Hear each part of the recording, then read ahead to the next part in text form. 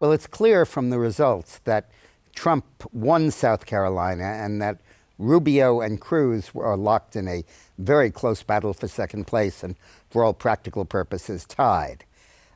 That means that nobody can claim that this is a two-way race and that everybody has to live with a three-way contest.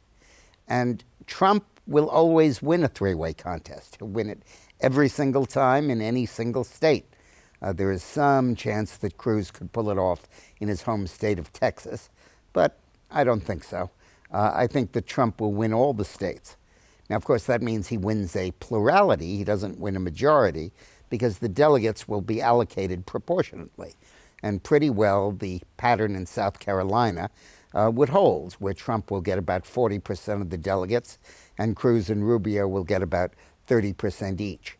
Except in a few states like Vermont and Massachusetts, Kasich will not pass the threshold to get votes, and Carson, if he stays in the race, obviously won't either.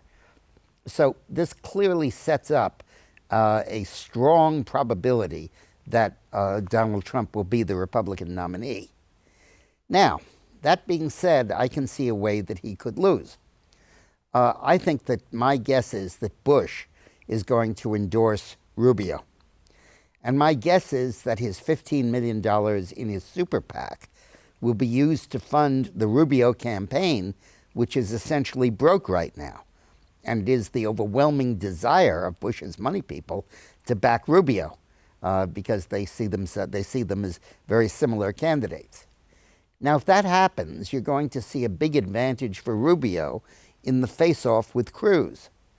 And that could lead to a series of results in which Rubio can then make the case that it is indeed a two-way fight of Rubio against Trump. I'm looking ahead now past Super Tuesday. I'm looking ahead and thinking that Bush endorses Rubio and that helps Rubio, one after another, all the senators who hate Cruz because he insists on real change and insists on meaning what he says about ideology, they all endorse for Rubio because they figure they can cut deals with him. And in that situation, you may see a tilting in the Cruz-Rubio thing to Rubio as opposed to Cruz. If that happens on Super Tuesday, March 1st, then I think voters will increasingly write out Cruz, and we'll see it as a race between Rubio and Trump. And I think in that situation, they're going to vote for Trump. I think the second choice of the Cruz voters is not going to be Rubio, it's going to be Trump. From the very beginning, Cruz has stayed very close to Trump, and they've been very similar in their ideology, all the more bitter personally because of that. But I think that you could see a situation where Trump, with Cruz's support, defeats Rubio with Bush's support. When you ask voters in the exit poll, are you a moderate or a conservative? Cruz won the conservatives and Rubio won the moderates. And when you ask people, what's more important to you? A candidate who can win, those voters went for Rubio. A candidate who tells it like it is, those voters went to Trump. A candidate who shares my values, those voters went to Cruz. And a candidate who can bring about real change in Washington, those split about evenly. So you have a real dichotomy here. Rubio being the person that can win and Cruz being the person that shares my values. Now, ultimately, the ability to say that you can win is not a strong basis for a political campaign because it comes and goes like the wind. But in this case, it may give Rubio some significant momentum.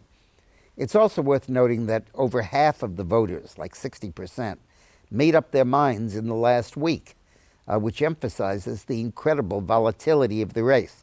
Interestingly, the vast majority of the Trump voters made up their minds way before, weeks and months before. But those who were not voting for Trump were oscillating among Bush, Rubio, and Cruz, and they made up their minds in the last 7 days.